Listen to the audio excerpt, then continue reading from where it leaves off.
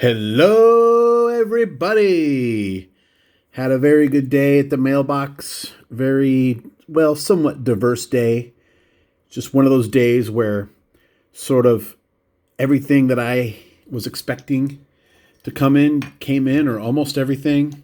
So got a great kind of mixed bag thing going on. Some stuff's autographed, some stuff isn't autographed, some's PC, some's just for fun. Whatever. Let's do our trivia question first. I would classify this one as easy, but if you're a younger person, I could see where maybe you wouldn't know this. So, who is the only athlete to be named an all-star in both baseball and football, MLB and NFL? If you're over 40, 35, 40, you probably know this right away. If not, you might not. That's okay. We can learn and look at cool baseball cards at the same time. So we're going to start with non-signed stuff. I finally got a Blake Snell, my first one. Of course, these are numbered to 67.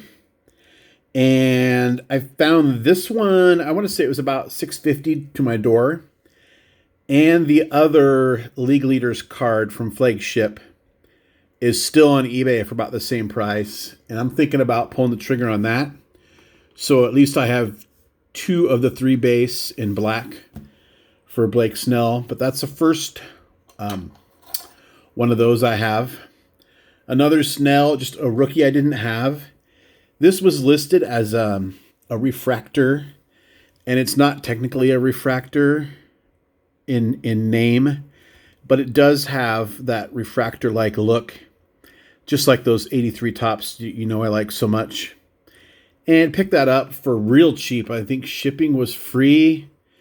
I think I won it for like $1.50. So I'm like, why not, Here is another Lau base, parallel, whatever, that goes with, basically putting together a run of cards with this design, what have you. And I don't know, what do I have? 9 or 10 now? So getting there. We're going to run out of stands here. I don't think we're going to add to this today. So we'll put that aside. Got this real cheap because it's beat up. 64 tops, Felipe Alou. And a lot of people have been able to get him in spring training, TTM. And I've tried to get this card once. You see there's a crease here. Some folds up here. Kind of a crease here.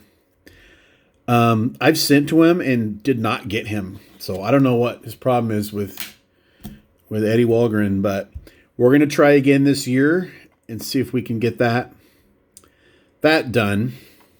So now we got some autos. Let's make some more room.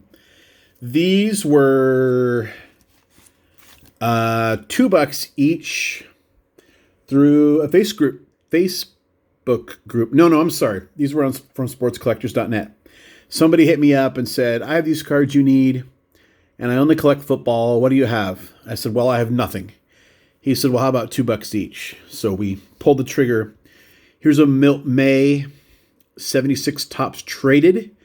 And I thought this was interesting. It's the only reference I've ever seen anybody really referring to the Tigers as the Bengals, just as like a nickname. And I thought that was interesting.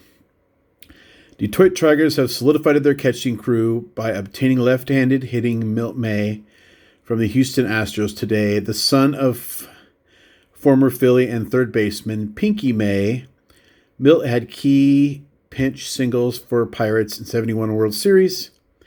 He came to Houston in a trade for Jerry Royce, October 31st, 73. And the other card is an 86 tops Chris Chambliss, who was really good through the mail for a while and got him several times. But he sort of dried up. I don't know if he got taken advantage of or just got tired of signing or whatever. But I figured for $2, that's only really $1 more than it cost a TTM.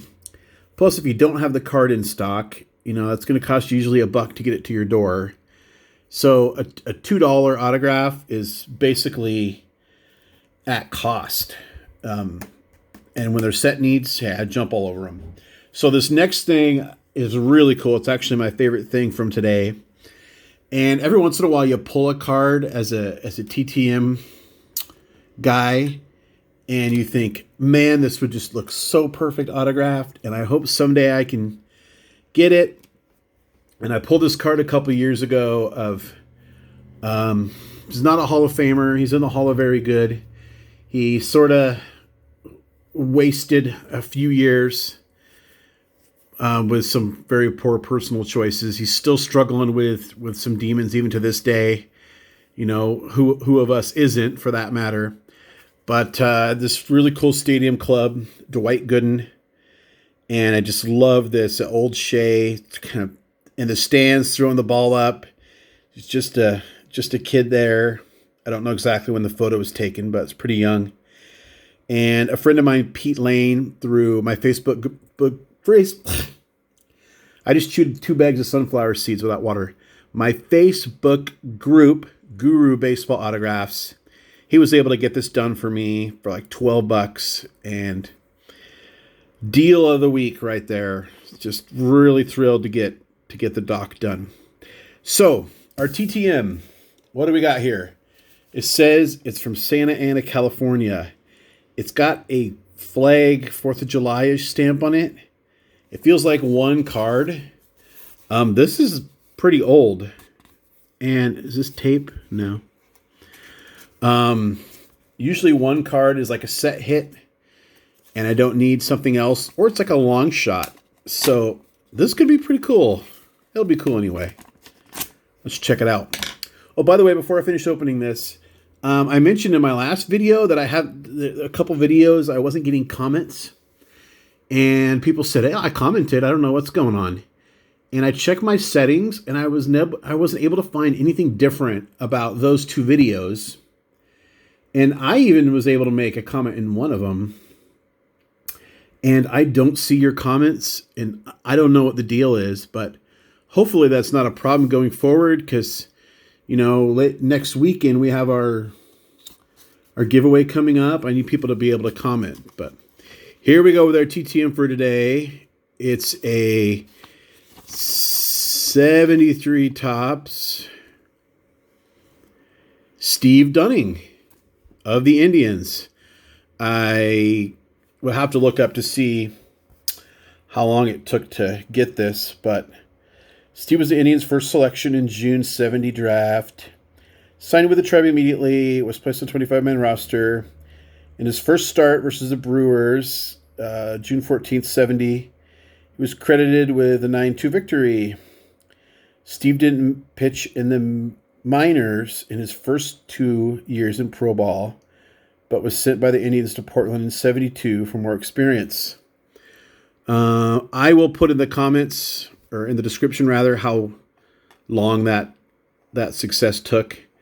Like I said, it had to be a while, because I don't think I've used one of those stamps in quite a while. Here we go with our trivia. Look at all this awesome stuff I have to move aside here. Okay. Who was the only athlete to be named an All-Star in both the MLB and NFL?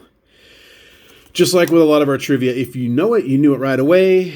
The great, probably the greatest athlete of the 20th century, Bo Jackson. Yeah, if he was able to stay on the field, he had the talent to be a Hall of Famer in both sports, but I don't know that the human body will let someone do that. With that being said, that's it for today. Hopefully we'll get some mail tomorrow, and we'll see you then.